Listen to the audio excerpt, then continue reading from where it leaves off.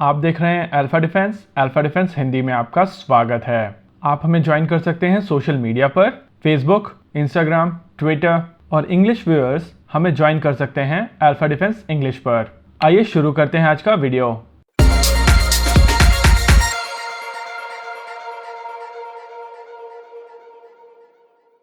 आज के इस वीडियो में हम लोग बात करेंगे लद्दाख में चल रहे स्टैंड ऑफ के बारे में और समझने की कोशिश करेंगे कि ये लेटेस्ट डेवलपमेंट क्या है। चाइना की तरफ से क्लेम किया गया है कि भारतीय सेना ने इस इलाके में वार्निंग शॉट्स फायर किए थे।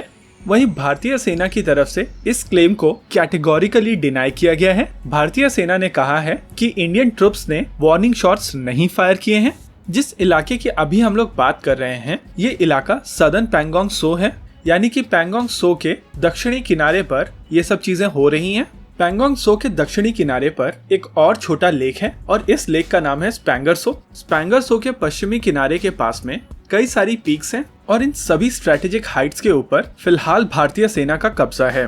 29 और 30 अगस्त की रात को भारतीय सेना ने एक प्रीएम्प्टिव एक्शन लिया था, जिसके बाद ब्लैक टॉप, हेलमेट टॉप, रेकिनला, मगर हिल, गुरांग इन सभी इलाकों के ऊपर भारतीय सेना का कब्जा हो गया था। यहाँ पर नोट करने वाली बात यह है कि ये सारे के सारे पॉइंट्स भारत द्वारा स्थापित लाइन ऑफ एक्चुअल कंट्रोल के अंदर हैं। हालांकि अगर चीन के क्लेम की बात की जाए तो रियलिटी बिल्कुल इसके उलट है।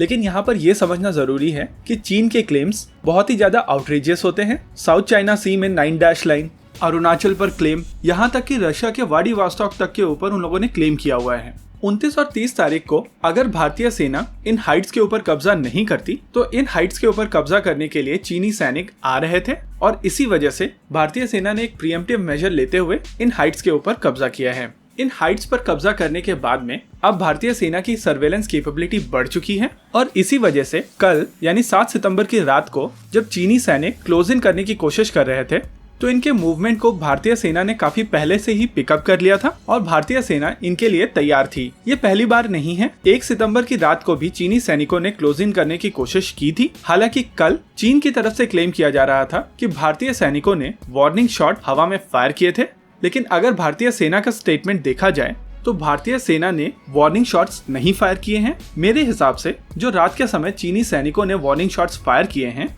उनकी ही आवाज में डिसीव होकर चीनी सैनिकों को ये लग रहा है कि भारतीय सेना की तरफ से भी वार्निंग शॉट्स फायर किए गए थे। इस बात से एक बात समझ में आती है कि चीनी सैनिक गलवान वाले इंसिडेंट्स के बाद से भारतीय सेना से काफी ज्यादा डरे हुए हैं और इसी वजह से जब वो लोग क्लोज इन करने की कोशिश कर रहे थे तब भारतीय सेना की तरफ से जब उनको रोका गया, जिसके जवाब में चीनी सैनिकों ने हवा में फायरिंग की, उनकी आवाज को सुनकर वो खुद ही डर गए। कई लोगों का क्वेश्चन होता है कि बिना फायरिंग किए भारतीय सेना ने चीनी सैनिकों को रोका तो रोका कैसे। फिलहाल भारतीय सेना हाइट्स के ऊपर है और भारतीय सेना के पास में काफी ज्यादा हाई पावर की फ्लड लाइट्स है।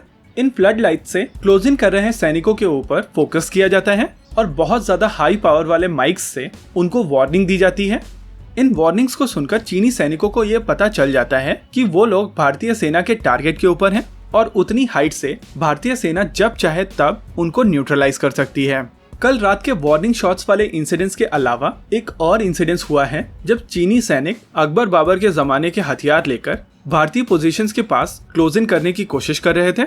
अभी आप स्क्रीन पर जो फोटोग्राफ देख रहे हैं ये एक्चुअल फोटोग्राफ है और इनके हाथ में जो हथियार दिख रहा है इस तरीके के हथियार लेकर ये सैनिक भारतीय सेना की पोजीशंस के पास क्लोज इन करने की कोशिश कर रहे थे। इन फोटोग्राफ्स में आप ध्यान से देख सकते हैं कि इनके पास असॉल्ट राइफल्स भी हैं। इनके पास जो हथियार है इस हथियार को कहा जाता है मुशट्टी। मुशट्टी में आगे की ओर यानी कि ऊपर की ओर एक ब्लेड होता है और नीचे की ओर एक मेटल हैंडल होता है। ये एक मिडवल एरा का हथियार है और इसी वजह से मैंने वीडियो में पहले कहा कि ये अकबर बाबर के जमाने के हथियार लेकर भारतीय सेना की पोस्ट के पास आने की कोशिश कर रहे थे, जिसके दौरान इनको रोका गया। माना जा रहा है कि ये इंसिडेंट्स मुखपरी और रजांगला के पास हुआ है।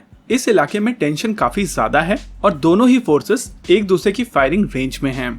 इस हिसाब से आने वाले कुछ वीक दोनों ही देशों के लिए काफी ज्यादा क्रूशल होने वाले हैं और अगर ये कुछ वीक दोनों देश बिना किसी आर्म्ड कॉन्फ्लिक्ट के निकाल ले जाते हैं तो आने वाले समय में ये नया नॉर्मल बन जाएगा और जो जहां है वो वहीं रहेगा। आज के इस वीडियो में रखते हैं केवल इतना ही। आपको क्या लगता है बताइए हमें कमेंट सेक्शन में। आगे आप कौन सा वीडियो देखना चाहते हैं बताइए हमें कमेंट सेक्शन में। वीडियो को अंत तक देखने के लिए धन्यवाद। अगर आपको वीडियो पसंद आया हो तो आप इसे अपने दोस्तों के साथ जरूर शेयर करें, और अगर नहीं पसंद आया तो बताइए हमें कमेंट सेक्शन में आखिर क्यों। देखते रहिए अल्फा डिफेंस। धन्यवाद। जय हिंद।